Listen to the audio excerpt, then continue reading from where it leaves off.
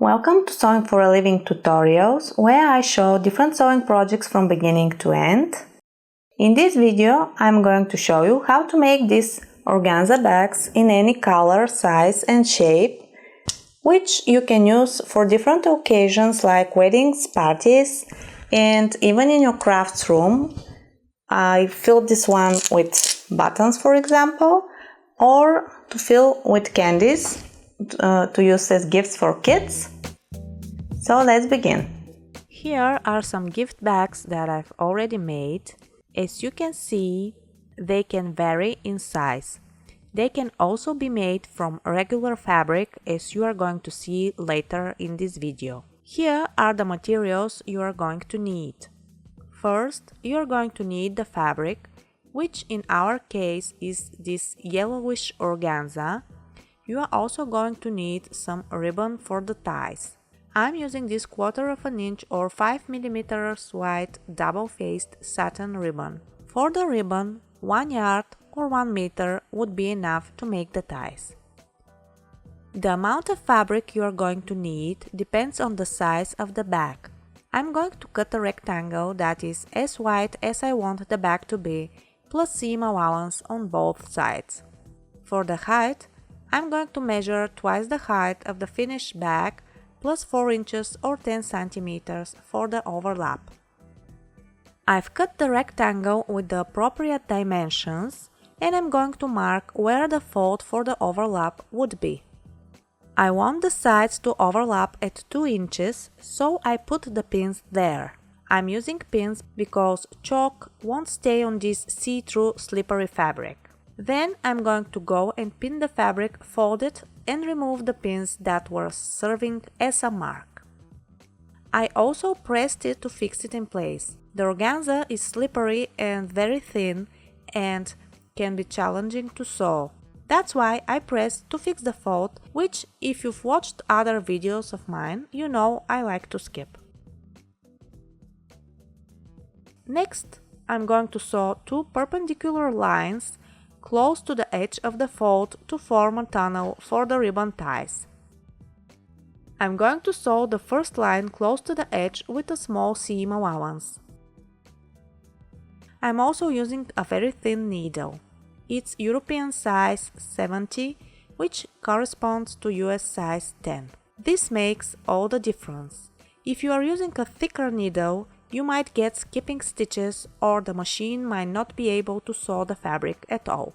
Then I'm going to sew the second line using the edge of the presser foot as a guide.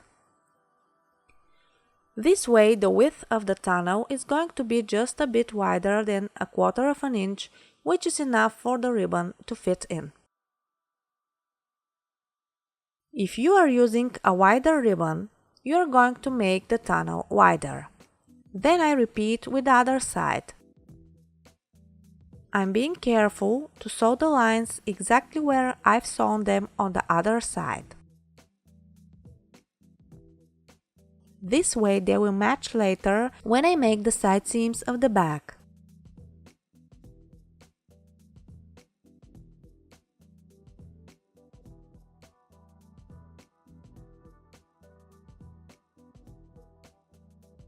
Here's how our bag looks by now. Now I need to make the side seams. I'm gonna fold the bag in half, right sides together, and I'm gonna carefully match the seam lines to form the tunnel for the ribbon. Then I sew the side seams with a small seam allowance because it's going to show on the face side as the fabric is see-through, but not too small because I don't want the fabric to unravel later. I'm locking the stitch at the beginning and at the end. I repeat with the other side.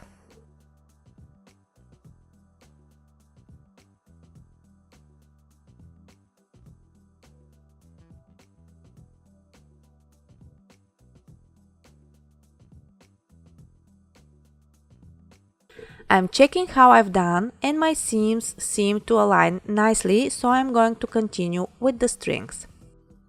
The way the strings are inserted is interesting because it allows the tie to close the back when pulled and open the back when stretched.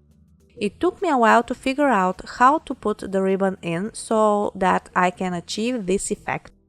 Here's how to do it yourself. You can use the clippers or a seam ripper to open a small hole close to the side seam. The hole should be restricted by the stitching lines of the tunnel.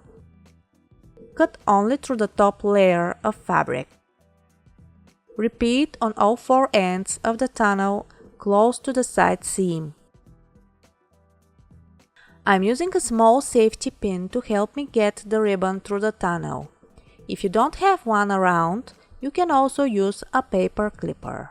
I pin the ends of the ribbon and push the safety pin through one of the holes. Then I push and pull until I get the pin through the next hole.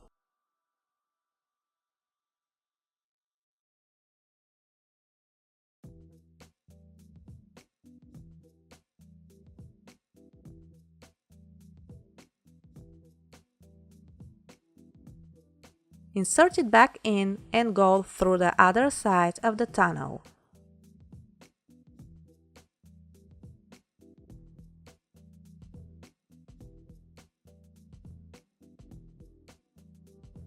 When you're done, the ends of the ribbon must come out on the same side.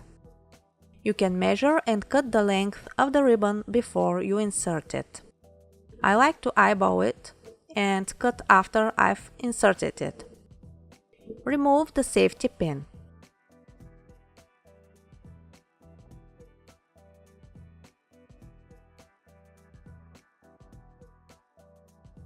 Tie both ends of the ribbon in a knot.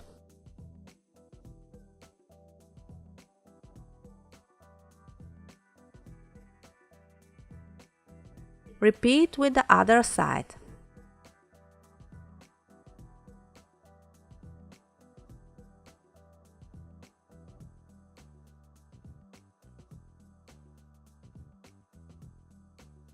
Take it out from the second hole and put it back in through the third.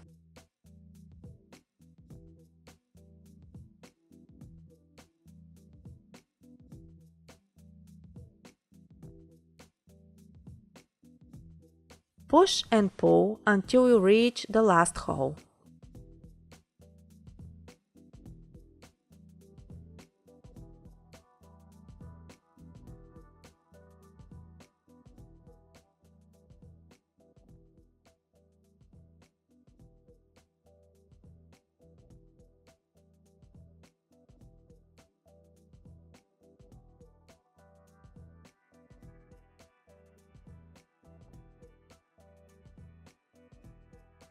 Tie a knot on this side as well. Adjust the ribbon as it might get a bit displaced while you insert the second tie.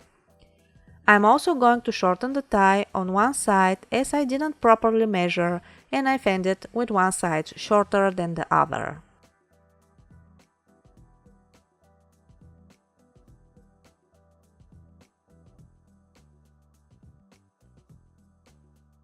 Let's see how I've done. The string back closes nicely and I'm pretty happy with the result. I've made quite a few from those for different occasions, as you can tell. You can use these bags for favor bags, birthdays, weddings. I've also sewn a couple for prom from the main fabric of the dress to wear on the wrist. What I like to do with these is to twist the ribbon so that the knots hide into the tunnels. You can make the bags in any size and from any fabric. Here I have one from jersey knit with different colors of the string to match a print that I intend to put in later for advertisement purposes. I've also hidden the knots into the tunnels for a more sophisticated look. I hope you liked this video. If so, don't forget to give it the thumbs up and subscribe. Also click on the notification bell because in the next one I'm going to show you how to sew the perfect rolled hems with the help of a narrow hammer foot. Thank you so much for watching. As always, I appreciate you all very much and I'll see you in the next one. Bye!